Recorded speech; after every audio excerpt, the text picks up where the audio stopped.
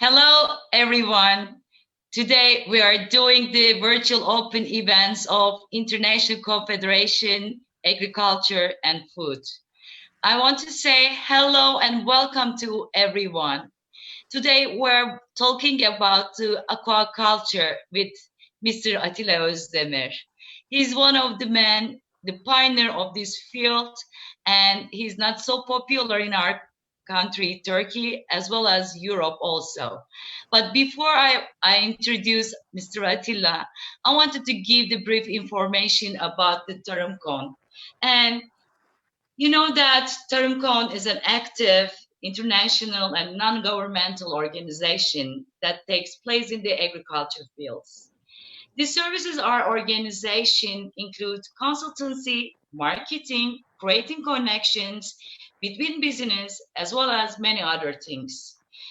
Tarimkon grows rapidly day by day, and by now it carries 9 federations, 7 platforms, 1 foundations, and almost 300 associations under its constitutions.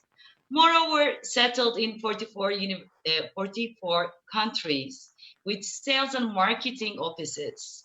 Besides this, we have business, research, and development centers in 12 countries. We also work as a promoting platform for their members' business interests. Our motto is first market, then produce, instead of produce, then marketing. Tarimkon sincerely cares about the fair agriculture along with the interests of our partners. We are only and the largest NGO that serves all people who works in agriculture. That means Tarimkon takes care of everyone, from representatives to farmers all over the world. We also work with the large spectrum of industries from food, mechanism, and the environment together. And I say again to welcome to all our comers. And I wanted to say hello and welcoming Mr. Atilla Ozdemir. Hello, Mr. Atilla Ozdemir. Hello, good evening. Good evening.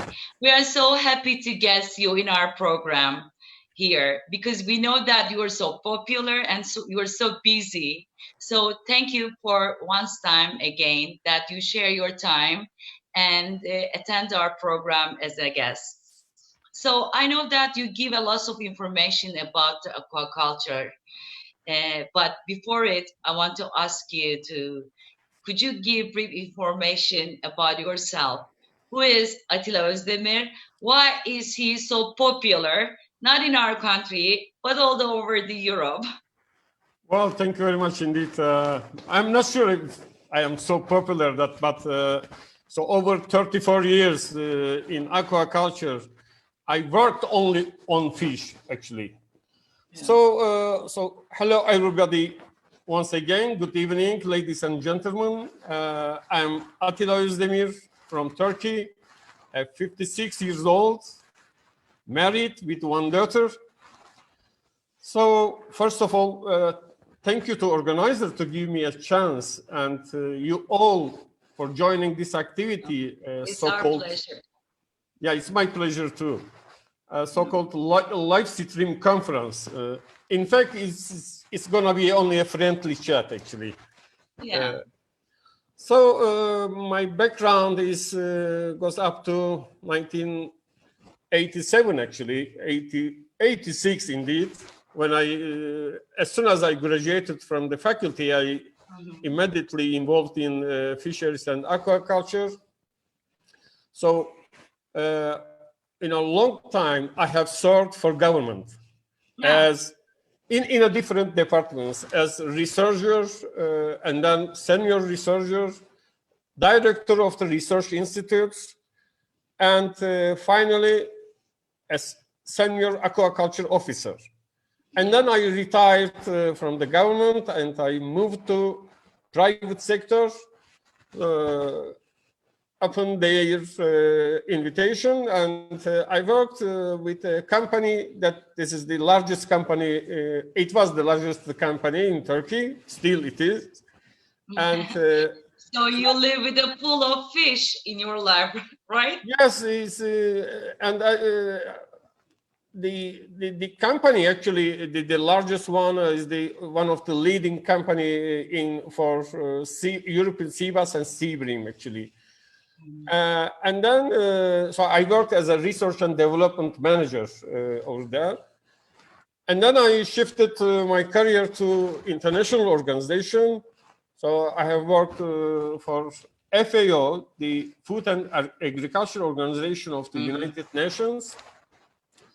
And my contract ended just before this pandemic crisis, let's say. And now I'm working as a freelance aquaculture consultant. So I said before that you don't believe in that. You were so popular all over the Europe as well in Turkey, but with your experiences that we can see, you know, obviously you are so experienced and the pioneer one in your field. Well, actually, my experience in the last 3-4 years mostly directed to the Central Asian and Caucasus countries. Actually, I have been involved in a quite large program for the capacity building of the Central Asia and the Caucasus countries. So I have some experience on the international training and capacity building programs. So we will talk about the international trainings, but before it, I'm so wondering about the overall status of aquaculture in the world. So, yeah, could you give a bit of information about the overall status? Yeah, I think it's better to talk about before Africa or Turkey, just to give this brief information about what's going on in the world. Let's go through from general to specific one. Yeah. It's better to understand for everyone. Okay.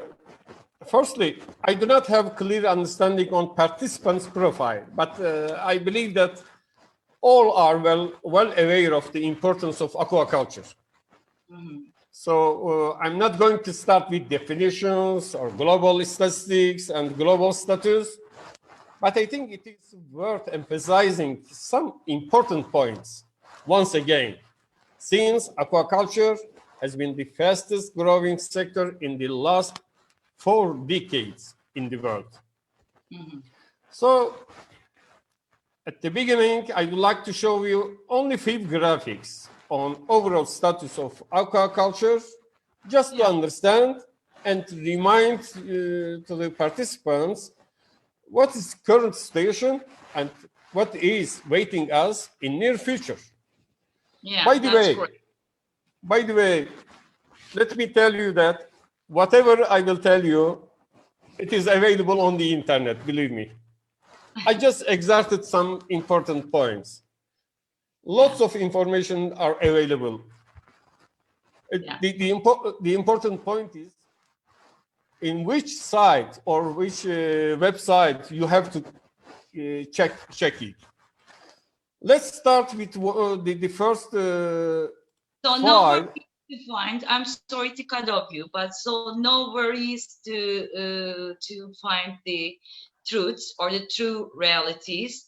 They can find it from our Facebook pages, Instagram, and our website, because we put this program on our social hubs pages as well, so they can watch again and again in the previous basis. Okay, I'm. By the way, it's meanwhile I'm trying to share my my screen, but it looks like there is some problem. Still oh my God! Yeah, we checked several times that. Yeah, we tried several times. It's so strange. That was so impossible. Yeah. All our guests that, you know, before that we come to front of you, we make several trials with Atilla Ozdemir. And now there's a technical problem and he cannot share his screen. And I think we frozen and he frozen. I want to ask my technical friends. Okay, so yeah, we have lots of trials with Mr. Atilla, but now he's frozen and he has some technical problems in their screen. So let's talk about more about the Tarimkon. Who is Tarimkon? Is it? So Tarimkon is a very big and unique federation. Sorry, I have also the problem, I think. Okay, unique and the single federation that we talk about that. Sorry for that interruptions from my technical friends. So let's talk about the Tarimkon, who we are really. As I highlighted before, how we big and unique as an NGO with the several governing bodies and federations and the platforms and the cooperations and the cooperatives. Operating that we are operating in Turkey, we have also just, we are only just 81 provinces all over in Turkey as well, and we're operating 18 regional directors in our country. But also, I mentioned about that we have take our place. We have also take place in 44 countries as well as a Tarimkon Confederation. Hello, Atilla. Mr. Yeah, Atilla. hello again. Yeah, I have no idea what happened actually. It's okay. We're faced with the technical problem. Is not important because nowadays we cannot rely on communication tools as well, like internet. So let's continue. Let's continue. Okay. Can you see my screen right now? Yes, I can see it. So the file is open, okay?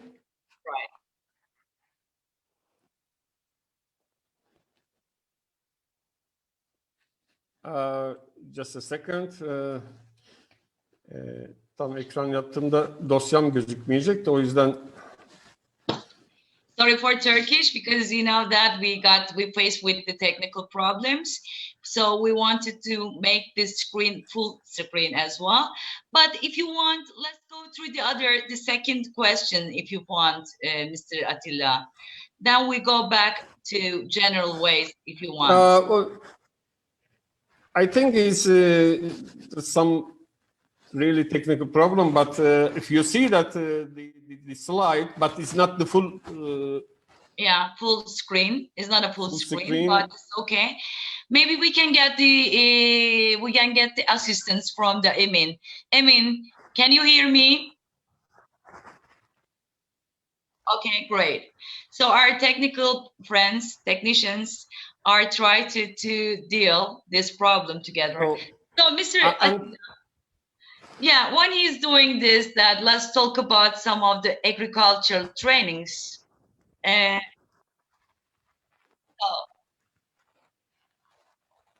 So let's talk about overall status in the world now. Please go on your presentation. As you see on the screen that this document is published by the FAO and it covers everything on fisheries and aquaculture. So I strongly recommend you to check over this document, which is available on FAO website. You can easily download it. So you'll find an enormous amount of information in this report, such as capture fisheries, aquaculture, fishers and fish farmers, fishing fleet, fishery resources, fish utilization and processing, consumption, trade and products, and as well as fisheries and aquaculture projections, which gives outlook for the future. Yeah. So not only this actually, but also you can check an online query panels which provides free access to fisheries and aquaculture data for over 245 countries. Oh. So it means that it's really easy to find or to reach to the information. Okay, let's start with the first graph, actually, that I would like to share with you is overall status of fisheries and aquaculture in inland and marine environment. You see on the screen that on the bottom is the marine inland fisheries and capture fisheries, and the above is the aquaculture, both in inland and marine environment. Great. But I believe that anyone involved in fisheries and aquaculture is familiar on this graph, because it's really a worldwide, very well-known graphic. And what shows this graphic, actually? This graph simply shows that although captured fisheries has followed an almost constant course since 1995, but the aquaculture has shown a rapid increase and still increasing. So, just we have seen already the overall status. Sorry, just I wondered that you said me that the capturing of the fishery is no, aquaculture places the capturing fishes is places. Why it is so popular nowadays? Can you give some information about us? Well, it's very obvious that the captured fisheries, so far, we have already exploited almost all stocks, fish stocks. Not only fish, actually, but also the other marine living organisms as well. So even to keep these stocks on stable position, this is going to be a very big success for all the world, all over the world.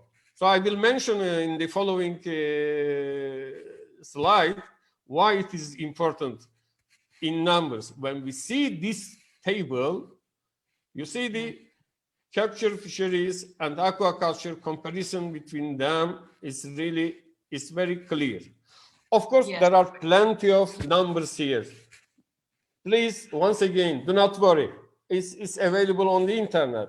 You can easily check what the number is, and even different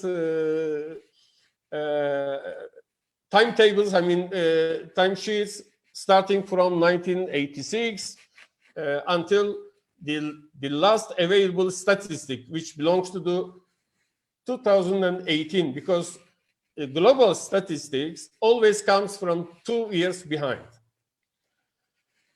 You see the aquaculture increasing every year.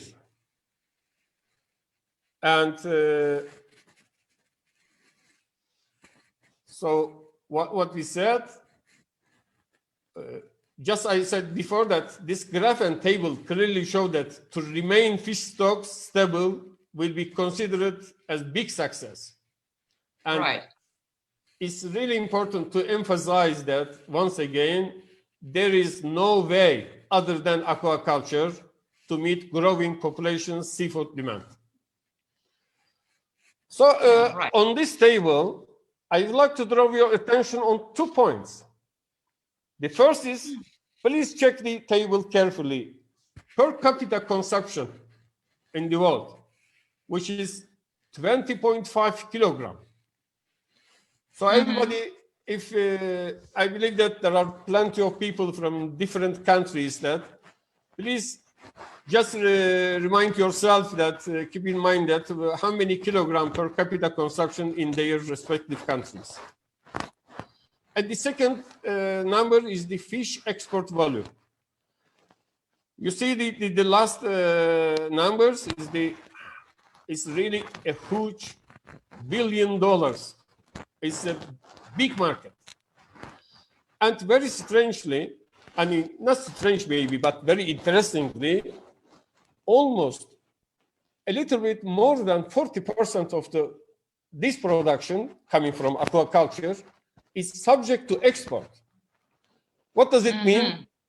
Some countries producing more and more, and some countries only imports, which I will show you a small graphic on the following pages. So this is Yeah. This is the Please. overall status of the fisheries and aquaculture in the world, actually. Of course, there are plenty of things to say. Even 1 hour is not only well enough, just only to understand overall status, but it is this is really well enough for this moment. Yeah. Now I'm understand clearly that in the world the stocks becomes to finishes, and some species become extincting, and aquaculture is so important all over the world to not to finish these stocks and not the stocks. Yeah. So let's talk about we learned all the overall status in the world, but let's talk about the Turkey situation now on. Yeah. What about the Turkey situation? We are lucky, or our species are extincted, or how is our stocks? Well, Are we okay? well, it depends on the station, actually. Turkey is a peninsula, you know. I mean, surrounded by the seas, and these different these three seas, which is the North Black Sea, and Aegean Sea on the west, and Mediterranean on the south. On the top, right? And also we have an inland sea, which is called Marmara. So we have a different characteristics, water resources, right, in terms of the marine environment, of course. And but we are not so rich in stocks. It's quite very limited when compared with the other oceans or other countries. And the overall production, which I'm going to give you on the table that, but before that, just brief information. The aquaculture industry is really very well developed, as well as fisheries, capture fisheries as well. Very modern fishing fleet, well-developed processing units, and the market, inland and outside market, is really very well organized and connected. But how we succeeded aquaculture? But before that, maybe I can tell you the end of the information on Turkey. But I have to say that, very surprisingly, the per capita consumption of the fish in Turkey, unbelievably, very, very low. Just 6 or 7 kilograms per capita. This is mostly the cause of the cultural, because we do like red meat. Only fresh fish, actually, we prefer, but even the consumption is really distributed unfairly between the regions. Yeah. The closer cities to the seas or waters, they consume a lot, but the inland provinces or cities, really the consumption is very, very low, unfortunately. What do you think about the Turkish people always, prefers the sea fishes than the agriculture ones? Do you think that their tastes are different than each other, or this is just for cultural preferences or cultural issues? Well, actually, until the last decade, everybody was saying that we do prefer the marine species, marine fish, other than cultured one.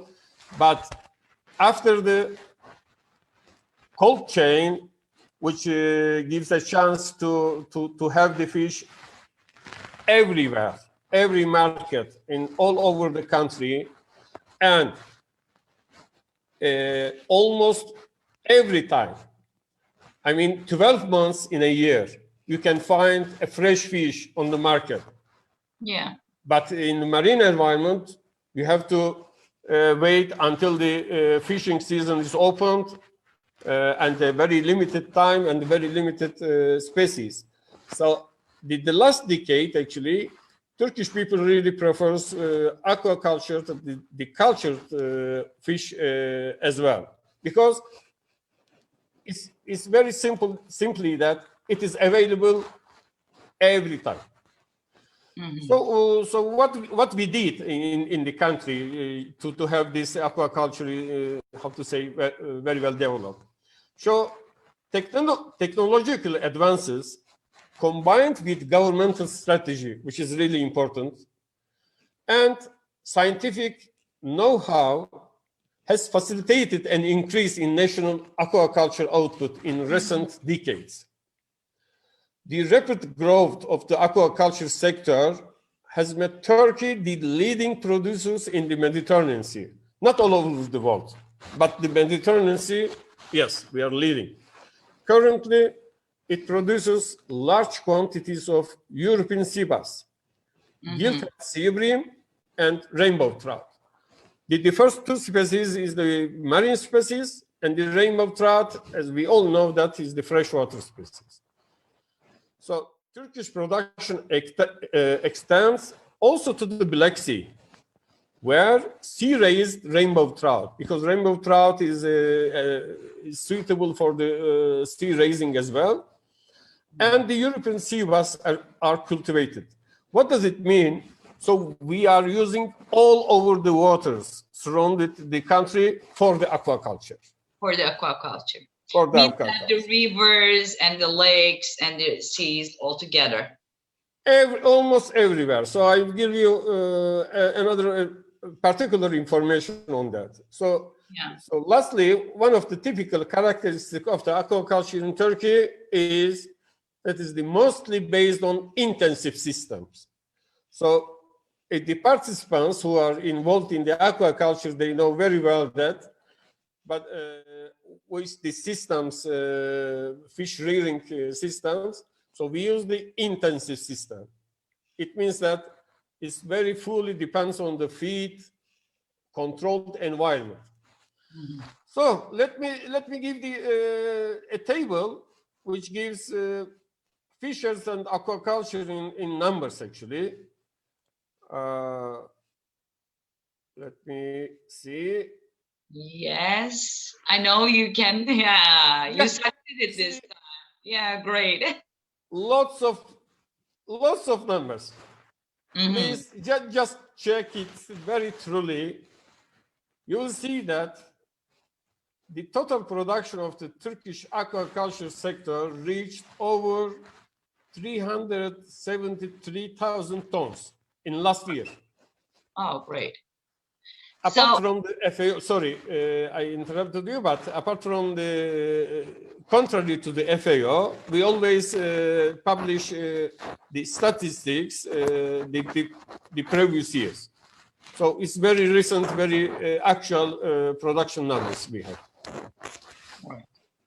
You see the quite big number, but we are not the leading in the world because some other countries really producing million tons. But this production number is important because we are producing really expensive and highly preferable fish. Highly qualified one. Yeah. Given that in last decade that Turkey was the largest producer in the European sea bases, right? Yeah, particularly European sea bass and gilt sea bream, as well as trout. Yeah, we are Turkey is leading countries on those three species actually. From your speeches that I remind that you said before, nearly all the extra EU imports of European sea bass come from Turkey, right? Exactly, it's really very good point that you tell, and another point that lastly that I would like to draw your attention that you see that there's really fluctuations between the among the years for the capture fisheries, but there's a stable increase in aquaculture. Right. It's not different from the world. Yeah, it's obviously seen from the graphics. So I always mentioned three species that European sea bass, gilted sea bream. What are they? I mean, maybe people from Africa, they may not know which species that we are talking about. Yes, right. Okay, ladies and gentlemen, these are our species. Very, very delicious, very preferable. And the Europe people, not only Europe actually, now is All over the world. All over the world. The demand is high actually. The Turkish production is not well enough for to provide everywhere actually. So they're so tasty also. That's why. Of course, we do not only this species, but relatively very small amount of common carp, European catfish as freshwater species, meager and bluefin tuna, which is maybe the most expensive species in the oceans and the seas, as marine species, and Mediterranean mussel as a species of bivalve, a marine mollusk. You know the mussel, I mean, but still, how to say, initial phase. But we do hope that we will have really favorable conditions that we have for the mussel. But unfortunately, once again, Turkish people never prefer to eat mussel, except some cities that close to the sea. Maybe in people from Istanbul or Izmir, Balıkesir, something like this. Right. Now I want to ask that in Turkish meaning of the mussel, what is that? Midye. Yeah, right. Midye, the oyster, you mean oyster and others. Because oyster is different, but the mussel is really worldwide consumed, one of the important marine living. Maybe because of the religion believes that its effects on that we not prepare kinds of things in our culture. Yeah, there is a belief that I'm not sure if it is really true or not, but if any organism has no blood, it's not favorable to consume, which is wrong. But it's so delicious, right? Yes, You're so right. So we have a common saying that, probably you know that whatever I have from the sea, I can eat, even almost everything. My father. Yeah, my father. It sounds really non-logic, but it's funny. It's same because you know that I'm the western part of from Turkey that we're eating so much sea products in our lives, and also the vegetables as well and the grasses. So we always uses that if my father is take out from the sea, we eat. So let's talk about. So we have a lot of followers and the guests from Africa, and also we have some organizations and we have business and research development centers, some of the West African countries as well. And we have some sales and marketing offices as well in these countries. And they are now wondering that the African situation. Can you give some information about the Africans as well, African countries as well, and the in Africa? Just let me show you one picture that, with respect to the what kind of the farms that we have, and then let's move to the African. Okay. Okay, sorry about that. Steve, you have my screen, and we can see it easily. Oh, okay. There's no problem. Now, this table just only gives the fish farms by size classes. You see the plenty of small enterprises. Please, I really would like to put your attention on on number of small farms. You see the although 70% of inland fish farms are small family-run enterprises, they represent less than 1% in total production. You see, it's probably is valid for the African aquaculture industry as well. People should consider that. The same pattern can be seen in the marine aquaculture as well. The largest class represents only 1% in production capacity. But we need these family-run farmers because it is really important for people's well-being. And finally, you can see these two pictures, two really nice pictures, which really represents our aquaculture systems. You see the above, a marine cage farm together with a barge system. Is a marine catch farm means that it's in the sea? Yes, right? On the sea, and according to the law, I mean, legally, they have to away from the main lands at least 1 kilometer away. It means that the people living on the farm. That's why they use this barge system. So maybe some of the participants may not know what the barge system is. A floating unit on the sea, in holds, monitoring system, feed storage in different size, automatic feeding system, and living and working area for staff.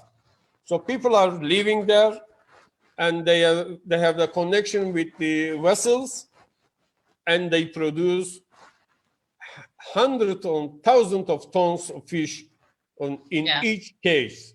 Because they are living there in their own habitats with the sea.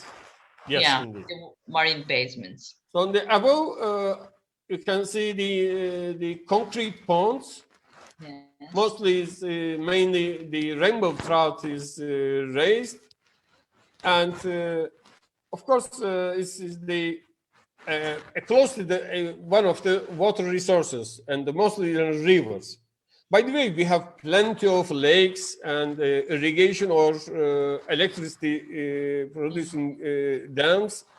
We have cage culture as well on the right. And then finally, just only one word, one sentence, or just very shortly.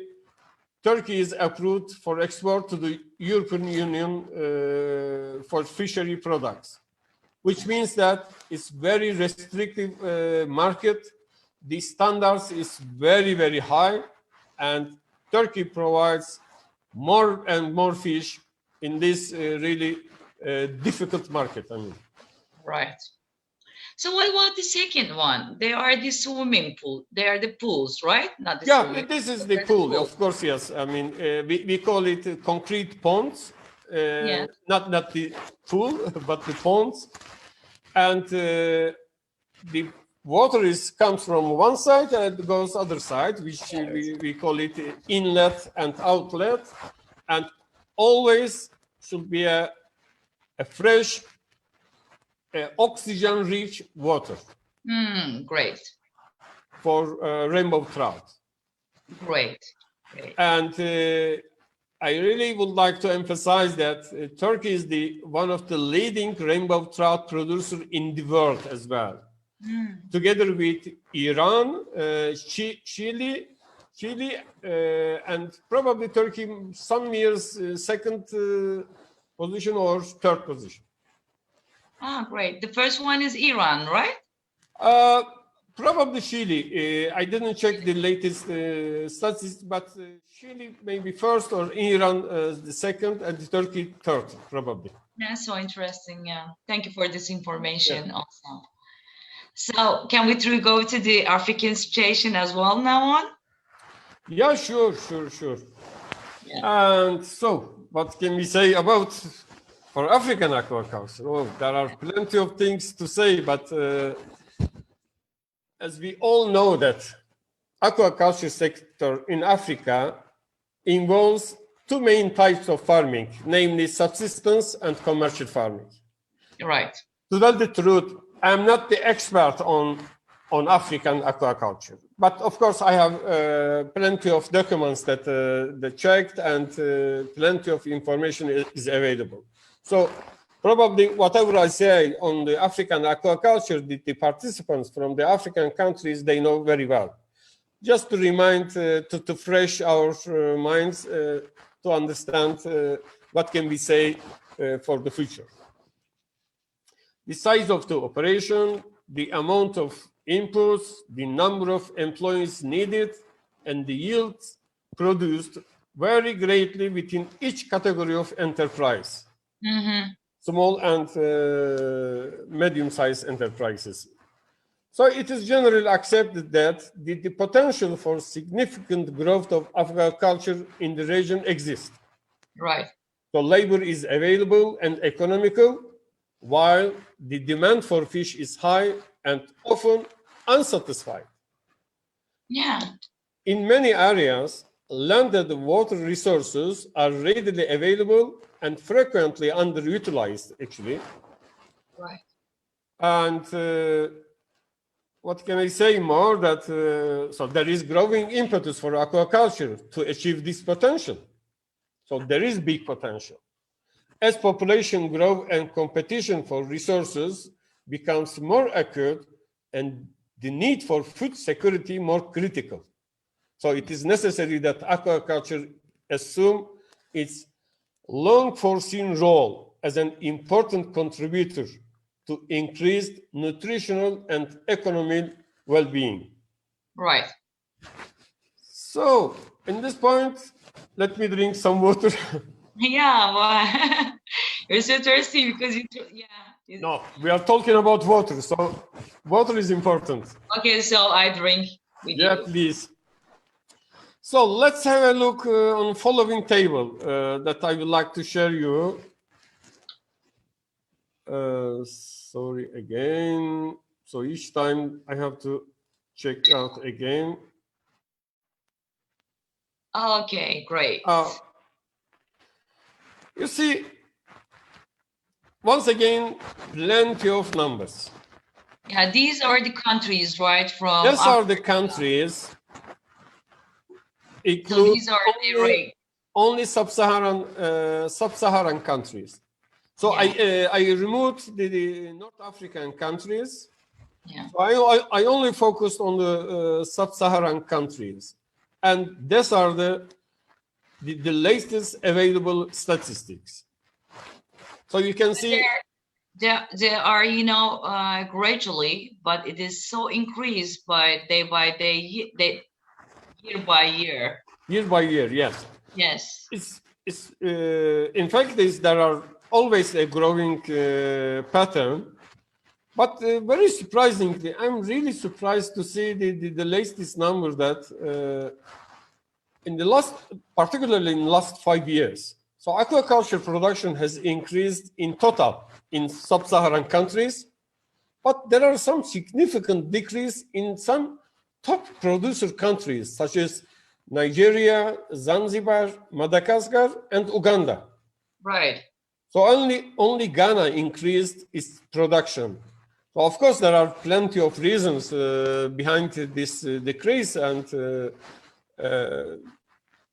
maybe lack of financial, which I'm going to tell something on that.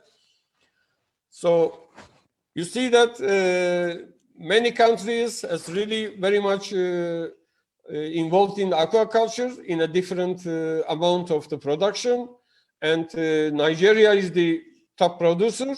Also, although there is a decrease in the last couple of years, but still largest. But when we compare, for example, Egypt, which is around 1.5 million tons. Mm-hmm. Oh. So there are really significant differences between the countries. Right. Right. Okay, you see the another interesting graph. Before that, oh, sorry. Okay, I would like to show this graph first. This is the trade. Right. trade flows of fish and fish products by continent. I only exerted only Africa actually. And you see, Africa gets fish from everywhere. Only roughly 30% of the fish is provided between the, inside the continent. So what does it mean? Is the net imports.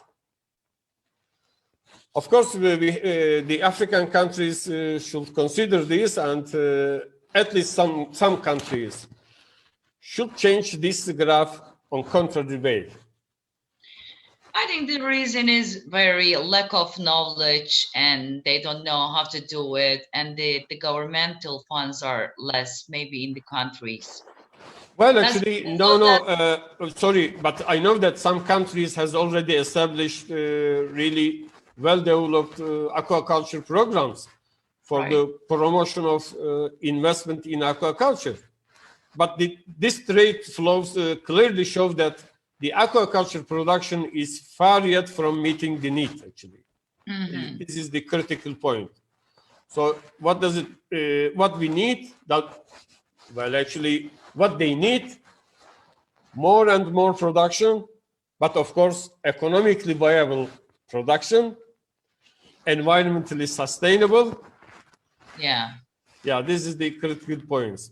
But you know that our motto is first market, then produce it, you know? Yes, yes, of course. But I believe that the market is ready. It doesn't mean that because the people needs fish and the growing population, one of the greatest markets for the aquaculture production as well. Okay.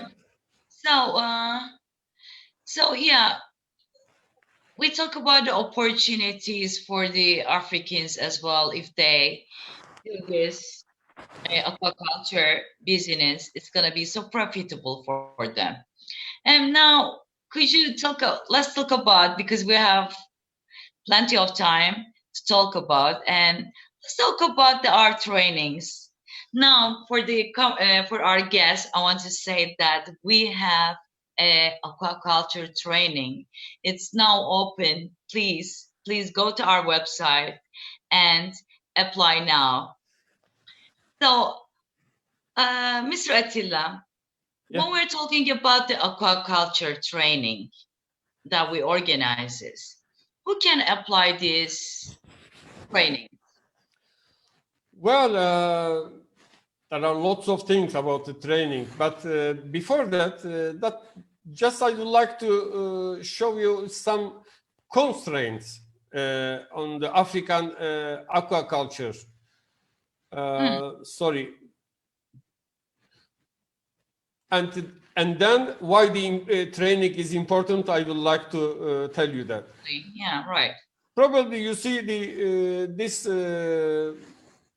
screen that it says failures of some of the starting the failures of some of the ill-conceived programs during the early part of the century have continued to remain a major constraint in convincing the farmers and investors of the economic viability of aquaculture. Insufficient appreciation of the basic requirements of an effective aquaculture development program and consequent inadequacy of governmental support activities have handicapped the orderly and rapid development of the industry. I repeat it again just to emphasize some points. You will not believe that this report, this quotation reported 45 years ago. And it is still valid. Oh my God. It is still valid. You know how? When I checked plenty of reports with regard to the African aquaculture, constraints, mostly constraints and threats, etc., what I saw is the important points that I'm going to tell you that. First, no reliable production statistics, Mm-hmm. credit availability limited for small-scale farmers, very low technical level of fish farms. You see? So we will talk about training. Very low technical level of fish farmers. Unavailability of local feed ingredients. Prohibitive transport costs. Mm-hmm. Lack of well-trained senior personnel. And lack of juvenile fish for pond restocking. Even this constraint has been reported in 1993, and Oh, it's still valid. it takes too much time, huh? So it means that it has been too long time for them to not to improve anything about. well, of course, there are plenty of improvements, but still, it's not sufficient. This is the problem. But no worries, we are here to train sure. about the aquaculture. And so after reading the plenty of reports that I summarized in three important in items. First one is the poor aquaculture development policies.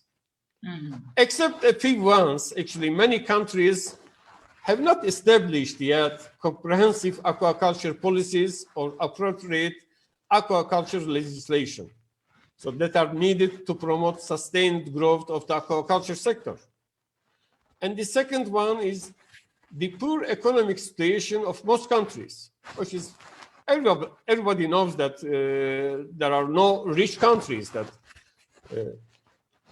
And the second one, the third one and the last one is really related with the training and the low capacity on aquaculture. Mm-hmm. So what does it mean, low capacity? I mean that, once again, except some countries, the overall capacity, including human and institutional capacity, are far from regional leads. Mm-hmm. So that's why what we have to do. Yeah. What can we do in the future? Well, actually, I'm not a politician. Yeah. I'm not a rich man or international donor to give the money, but I can give training. I mean, it means that we, of course, not myself, because the training is a teamwork. The really crucial point is the capacity building. What I have done for Central Asia countries, Central Asia and Caucasus countries, including Kazakhstan, Kyrgyzstan, Tajikistan, Uzbekistan, Azerbaijan, Armenia, Georgia, as well as Ukraine as well. So we have applied a large regional training programs. Right. Just to enhance the capacity. Right. So we said that we do the capacity building through online and on-site trainings as well. As an International Confederation Agriculture and Food that I mentioned before, we have research and development centers in Western African countries like Uganda and the Nigeria and the others. That we have training centers also in those countries. So after this pandemic duration, that we're ready to give on-site trainings, face-to-face trainings for the people who are interested in aquaculture trainings. And now we have an online trainings as well from Turkey to Africa. And if you wanted to attend, please apply from our websites and please fill the forms of that training. So Mr. Ozdemir, we are coming to the end with you together. Do you want to add something else to our program, or do you want to do something else to say to our guests?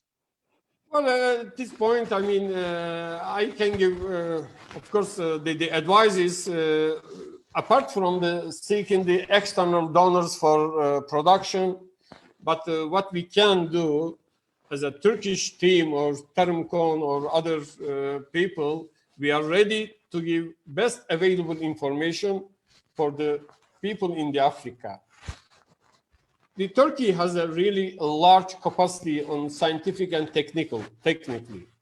And many fisheries and aquaculture faculties, research institutes, as well as some non-governmental organizations are really very well organized, plenty of programs, even from the Africa as well in the past. So the online and on-site training are always available. As you mentioned that, so after the pandemic, I think is the online or on-site trainings will be crucial to have a really enhanced capacity, because without human capacity, even you have a big money, you can you may not know how to use it actually. Right. As you mentioned that, you have already mentioned that, that just to fill the form, the need analysis, so what kind of the training they may need, and then it can be easily organized, and it's very, very useful and available every time. So this is my last words, maybe to say goodbye to everybody right now. Yeah. So let's say together, and I want to say I'm sorry. I want to say the last words to them, for everyone who watch us today, to say thank you. And as an international Confederation of Agriculture and Food, we are ready here to answer all of your questions about aquaculture, agriculture, and the food, for everything, business, marketing, sales, and the other things, sustainable agriculture, and the other things. We are here to answer all of your questions. You can see our connections numbers all over the screen, that I don't repeat it again. So thank you very much to attend our program, Mr. Atilla. It was a nice program. Thank you. And thank you for all of our guests from all over the world, from Nigeria, Uganda, Jazair, and the other countries as well. Say bye-bye. See you soon. Bye-bye. It was my pleasure to have it. Bye-bye. Bye-bye.